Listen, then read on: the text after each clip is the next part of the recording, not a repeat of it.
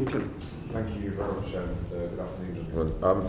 I just wanted to touch on the white paper, the Chequers Agreement, and particularly the two aspects of it around the trading relationship that the European Union has cited as the reasons for why it won't fly. Firstly, the common rule book for goods, not including services. And the point that the European Union makes is that 20 to 40% of the value of trading goods is underpinned by exchange in terms of services. And I'd be interested in your perspective on that, just trying to get a sense of the extent to which that, the difference between goods and services has elided. It may be certain of you on the panel see that more than others. For example, in the transport industry, exchanging services is very important. Also, I would assume in pharmaceuticals and many of the smaller businesses as well. So I'd be interested in your feedback on that first major concern that the EU raised around the common rule book being outside the broader scope of the single market for services. Perhaps Mr. Burnett could start. Yeah, so again, it comes back to the definition of services, and from a transport perspective, if you look at the industry and you look at the imbalance from a European perspective, so the volume that goes from the UK into Europe, we only cover about 15% of that volume. 85% is actually delivered in, and I guess volume back out to Europe by European hauliers. So it's critically important from their perspective that they maintain, I guess, that element of service. There has been nothing discussed or talked about in terms of the deal yet. In terms of we're restricted in terms of how we can trade and how we will access Europe. What's really interesting is that from our perspective, we're seeing European businesses already contacting British hauliers to say, actually, European hauliers are walking away from coming to the UK next year contractually. They don't want to be part of the risk of what may happen.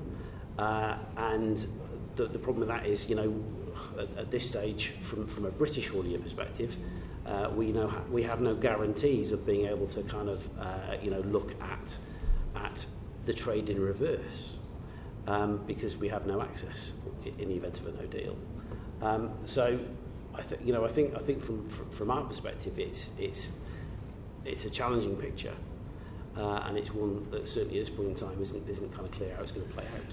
So, based on your perspective and your experience at the coalface, so to speak, you see where the EU is coming from in terms of the reason that it gave, what the reasoning around why this was one of the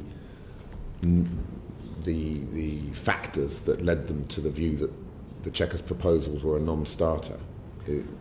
Basically, you see where they're coming from from that perspective, because you agree that the difference between goods and services is elided to a very large extent. Yes. You do. Mr. Thompson, or would you look at... I wouldn't want to comment on the political position of the EU on this. What I would say is, if you look at WTO rules, then we can see that if you haven't got a free trade agreement, which is all-encompassing, then life gets very, very complicated indeed. So, as you know, you have to work out on a medicine the different components of it and where they have come from different countries, and therefore what tariffs may be associated with individual elements of that to try and work out how much you're going to pay. So these things can get enormously complicated and take up a huge amount of resource and time to do. So our clear, we have benefited, I think, hugely from having a clear free trade, being in a free trade system, and that's what we're looking to remain in. I acknowledge what you think your opening remarks about the line between goods and services becoming blurred, and many companies supplying a mixture of the two. Yeah. But that seems to me to be a classic case where negotiations thrive, don't they, in blurred areas. And I assume that that's the way this negotiation will proceed. But, we don't have any evidence to support the assertion that the EU would find that difficult.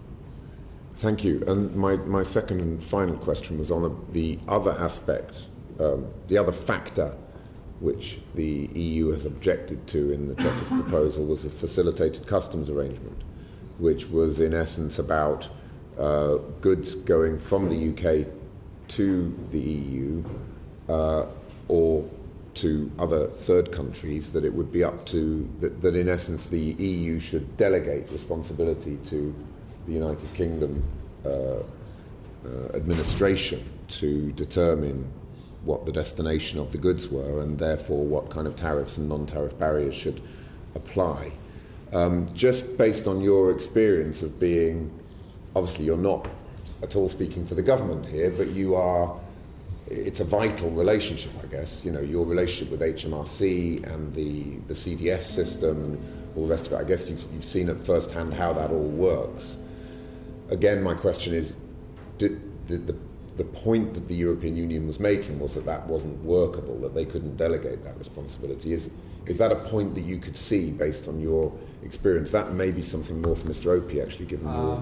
I can't really comment on the workability of it, but what I could say is that we are concerned around the additional burdens that it might place on businesses themselves in terms of their relationship with HMRC and where they are then having to either claim back tariffs potentially on product, and the additional burden is where we've let that rather than the actual workability of the scheme, and we feel it would add burden to our own businesses. Yeah, so just I suppose the question, then the final question would be, did you at any point get asked by the government about these proposals for a common rule book for goods and not services and a facilitated customs arrangement? Because they're at the heart of the Chequers proposal, but from what you're saying, you would have raised some questions about their workability.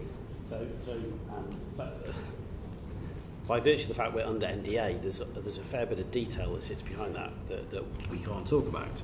Right. But I think it's fair to say that it's not the most simplistic of processes.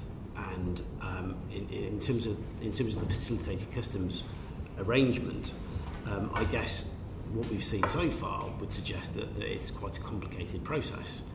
It certainly would be a very complicated process for us to administer, and that's one of the things that we're very concerned about as an industry.